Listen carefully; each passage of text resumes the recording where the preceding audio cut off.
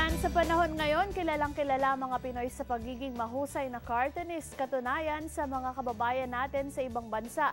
Nakikilala sa larangang ito at napapasama pa sa paggawa ng Hollywood movies gamit ang cartooning. At sa mga nagsisimula pa lang sa field na ito, alamin kung papaano pasukin ang ganitong propesyon. At ngayong nga pong umaga makakasama natin ang isang cartoonist na si Mr. Ramil Ibay at isa sa mga miyembro ng Bayan Nights Group, ang grupo ng mga independent comic creators. Good morning, sir, and welcome to Homepage. Good morning po. Good morning.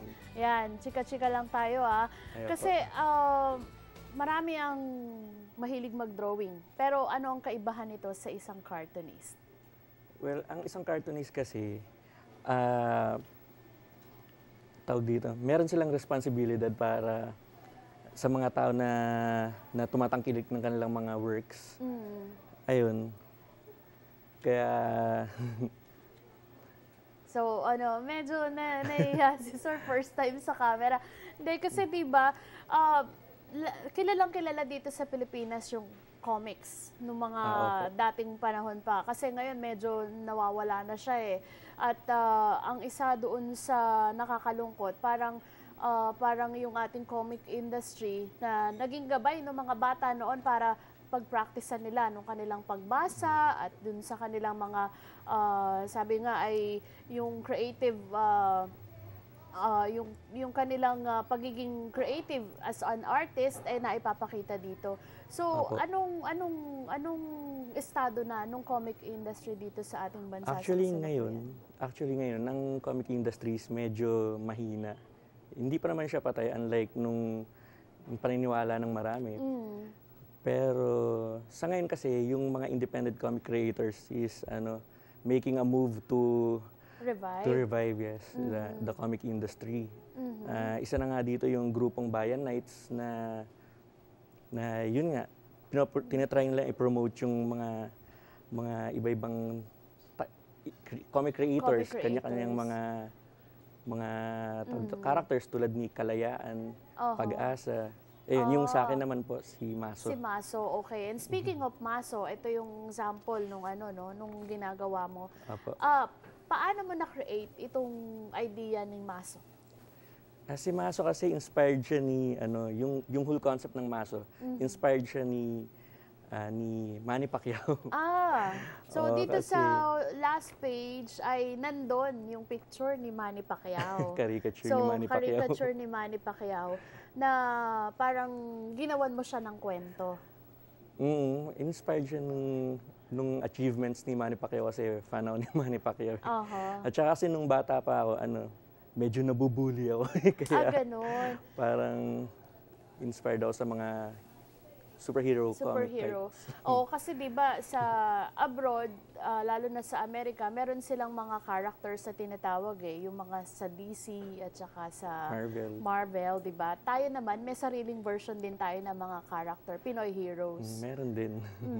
So ang gumagawa nito ay yung mga cartoonist, 'di ba? Kayo yung nagka-create ng magiging hero nating mga Pinoy. Paano kayo nagkakaroon ng mga, kagaya mo, saan ka kumukuha ng inspiration? Dito sa Maso, ang inspiration mo is Manny Pacquiao. Pero usually, paano ka nakaka-create ng mga idea? At paano mo siya i-portray dun sa mga dinodrawing mo? Ideas? Wala lang po. Siguro po kasi nung bata kasi, yung mother ko, tawag dito, mahilig mag-storytelling, bedtime storytelling. So, ayun, gusto kong ma-share din sa ibang mga tawag dito? Mga gustong interesado, mga mahilig mag-drawing. I-share din nila yung talent nila sa... Huwag nilang solohin, Huwag nilang solohin. Kasi malakas din na tool yan dahil nakaka-influence din siya ng mga readers, ganyan. To do good. Lalo na kapag yung character mo ay hero, 'di ba? So, na-impluwensyahan sila na eto yung responsibilidad natin sa lipunan. Sa tingin mo, ano yung kaya ba natin na tapatan? Kasi dito, sabi mo nga sa atin, medyo lumaylay yung industriya ng comics. Pero kaya ba nating itapat itong ating industriyang ito sa ibang bansa? Kaya naman po kasi na-prove naman na po yan nila Lionel Francis Yu, nag-work siya sa Marvel ngayon. Sila Miko Suwayan, sila Harvey Tolibao, marami po, sila Jerry Allen Gillan. So pag na-meet nyo po yung ibang mga mga bagong independent comic creator, alam ko, I'm sure, hahanga din po kayo sa kanila. Oo.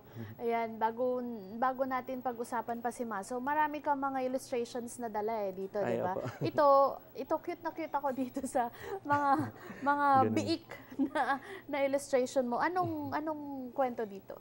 Ay, actually, mga nursery rhymes po yan na ginawa ko dun sa, ewan ko, pwedeng banggitin pa sa book. Three Little Pigs. Ay, ano pala, ang tawag ito? This Little Piggy had a mark. Basta ganun. Basta sa siya, eto naman, ang ganda din, very colorful.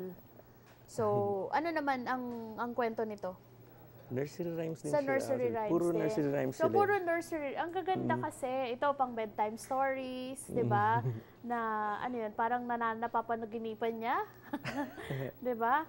Oo, napaka-colorful, nakakatuwa kasi parang bibihira na. Hindi naman bibihira, pero sabi mo nga, kasi marami na may talento, sinasarili lang nila, ayaw nilang i-share. Ay, hindi naman nila sinasarili actually. Wala lang talagang opportunity na kasi I'm not sure, pero sana kasi yung government gumagawa ng paraan para ma-revive nga yung comic industry para makatulong din. Even sa animation actually, kasi sa animation may mga tawag dito, may tinatawag silang off-season. So, 4 months, 6 months, walang trabaho yung mga artists. So, medyo may problema pagdating sa ganun, Kailangan talaga ang tulong ng gobyerno. Kailangan talaga. Kasi dati maraming mga comics Ako, laki ako sa comics. Doon ako nagpa-practice dati ng pagbasa nung nag-start ako mag-aral. And yung my late mother was also into comics. So, nasusubaybayan namin yung mga kwento sa Hiwaga, sa yung Ali, yung marami mga comics, klase ng comics dati. At karamihan ng mga napapanood natin sa mga pelikula ay drawn from comics na ginawang movie, di ba? So, dito sa kwento ni Maso, ano-ano yung mga inaabangan dito? Series ba siya or isang bagsakan lang na comics? Series siya actually. Yan yung ito yung issue 1. Tapos yung issue 2 sa November pa po lalabas So, ito yan yung cover issue 2. nung Ang gwapo issue naman 2. ni Manny Pacquiao. Hindi naman siya si Manny Pacquiao. Ay, hindi siya si Manny. Inspiration lang Sino yun. naman tong character na to? Siya si Maso. Siya si Maso. Siya si Maso. So, abangan po natin yung yung book 2 ng Maso, Issue 2. Yung book 1, saan nila makukuha ito? Actually, sa mga comic convention lang kasi yun nga, walang publisher. Kami lang mismo yung nagpa-publish yung mga independent comic creators Nasaan na na yung tawag. mga dating publisher ng mga comics? Hindi ko. Ayun, medyo naglaylay nga din kasi yung industriya. Anyway, bakit parating tungkol sa heroes, yung mga nabubuong character ng mga cartoonist? Siguro kasi nakaka-inspire yung mga characters nila, yung struggle ba to help other people with their God-given gifts, di ba? Tapos ayun. Tsaka parang nature nating mga Pinoy na maghanap ng ng hero character na parang ito yung ating tagapagligtas. Pero gaano ba kahirap maging isang cartoonist, Ramil? Kwento mo naman sa amin para dun sa ibang mga gustong matuto. Well, depende kasi yan Pag kung may work ka, hindi mahirap kasi wala lang, ginagawa mo lang, binabayaran ka, ginagawa mo kung ano yung love mong gawin. Pero yun nga, pag wala kang work, ang nangyayari, nag-freelance ka, punta dito, So, punta hanap dito. ka So, ng ang pwedeng mahirap din. sumuporta, So, tiyagaan din pala. Tiyagaan lang din. Itong character na to, kasama ba siya sa Maso? Ay, hindi po. Ano po siya fan art siya nung Darkness gawa ni Mark Silvestri. So, Nung ginawa ko siya actually, nagtatry ako magpapansin kay Will Spartacio kasi gusto kong mag-apply dati sa image sa States. Ang nangyari, nabigyan ako ng break. Parang pinag-exam lang ako, ganyan. Pero hindi rin ako, ang napili iba eh, si Raymond Lee. Medyo sikat na rin yan. Okay. Pero ano no, unique yung character ano. Si Darkness. Oo. Anyway, ano yung mga maaaring share mo dun sa ating mga viewers na gusto nila maging cartoonist din sila? Parang sabihin nga natin, although medyo may mga challenges, pero kapag gusto mo naman, wala namang imposible, di ba? Ang share ko lang siguro is yun lang, follow your dream lang. Kahit na gaano kahirap pa yan, is follow niyo yung dream niyo. Like for example, ako medyo matanda na pero ngayon ko lang pinapursue yung comics. Kung saan ako napadpad, animation, advertising, publishing. Ayun, huwag kayong papatalo doon sa mga obstacle na humaharang sa mga dreams niyo.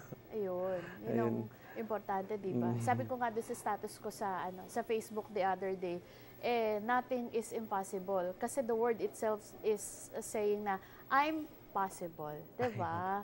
Tama po yun. Maraming salamat, Ramil. Ay, salamat rin po. At maraming salamat sa pag-share mo sa amin ng iyong mga artworks. Ang atin pong naging panauhin ngayong umaga si Mr. Ramil Ibay, miyembro ng Bayan Knights Group. At para po sa ating mga Pinoy, tangkilikin natin ang comics dahil ito ay sariling atin.